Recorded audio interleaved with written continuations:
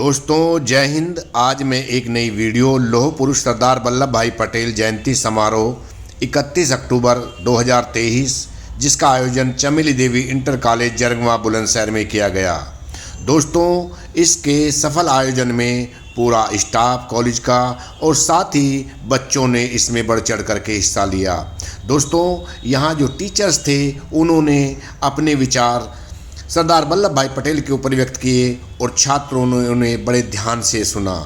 दोस्तों सरदार वल्लभ भाई पटेल जी का जन्म 31 अक्टूबर 1875 को गुजरात के नादियाद जिले में एक किसान झाबेर भाई पटेल के घर में हुआ था। इनकी माता का नाम लाडबा बेन था।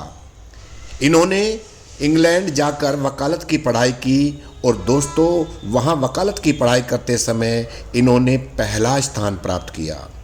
देश वापस आकर के इन्होंने वकालत करने लगे और 1928 में इन्होंने ज़मीन का कर बढ़ाए जाने के विरोध में किसानों के आंदोलन का नेतृत्व किया और दोस्तों जिसे बारडोली आंदोलन के नाम से जाना जाता है। यह आंदोलन सफल रहा, सफलता मिली। अंग्रेजों ने उस कर को जो बढ़ाया था उसको वापस लिया। सभी ने उसी समय से इनको सरदार कहना शुरू कर दिया। दोस्तों आज़ादी के बाद 562 रियासतों को इन्होंने देश में मिलाया। ये रियासतें सभी स्वतंत्र थी। इनको बिना किसी हिंसा के, बिना बल प्रयोग किए इनको देश में इनका विलय कराया गया।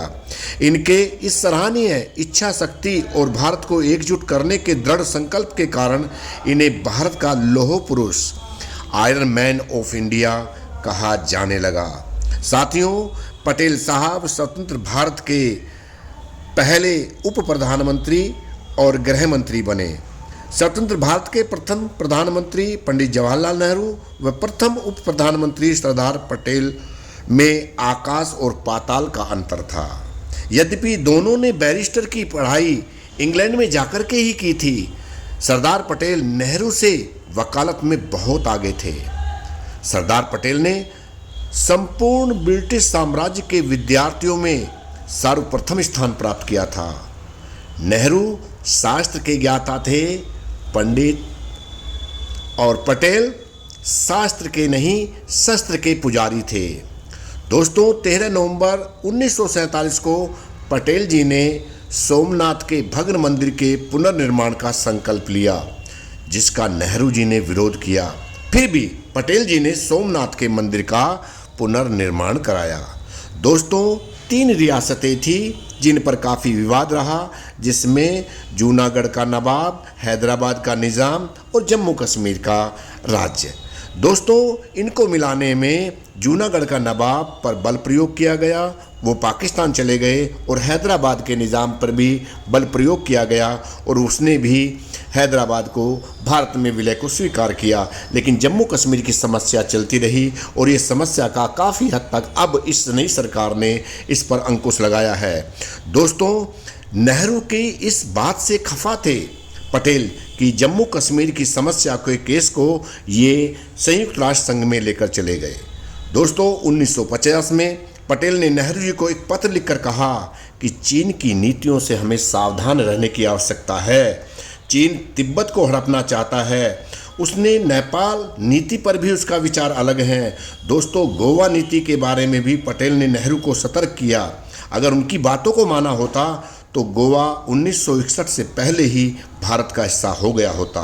दोस्तों पटेल को हमेशा याद रखा जाएगा भारत की एकता के लिए।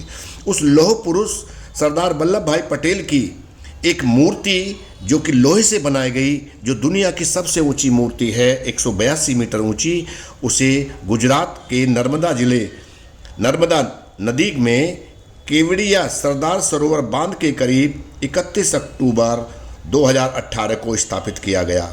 दोस्तों पटेल जी की मृत्यु 15 दिसंबर 1950 को हुई। दोस्तों जो हमारे प्रधानाचार्य महोदय थे उन्होंने भी पटेल जी के बारे में बातों बताई और छात्रों ने बड़े ध्यान से सुना। दोस्तों ये जो वीडियो है, इस प्रकार की वीडियो बनाने का मेरा मकसद सिर्फ ये है कि जो ये प्रोग्राम यहाँ पर आयोजन किया गया, इसको संरक्षित किया जा सके, बच्चे इसको पुनः पढ़ सकें, सुन सकें, समझ सकें और पटेल के बारे में या इस प्रकार के जो महान विभूति हुए हैं उनके बारे में उनको जानकारी नेट पर मिलती रहे। ये लौह पुरुष सरदार वल्लभ भाई पटेल की प्रतिमा है जो दुनिया की सबसे ऊंची है। दोस्तों, प्रधानाचार्य के भाषण के बाद छात्रों को यहाँ से विसर्जित किया गया। दोस्तों, मुझे उम्मीद है कि सरदार लौह पुरुष वल्लभ भाई पटेल की जो जयंती समारोह 31 अक्टूबर चमेली देवी इंटर कॉलेज में मनाया गया, ये वीडियो आपको ज़रूर पसंद आई होगी। तो आपसे गुजारिश है कि आप मेरे चैनल कैप्टन स्नेहा 126 को लाइक, शेयर और सब्सक्राइब करें। आप सभी का बहुत बहुत धन्यवाद। भारत माता की जय।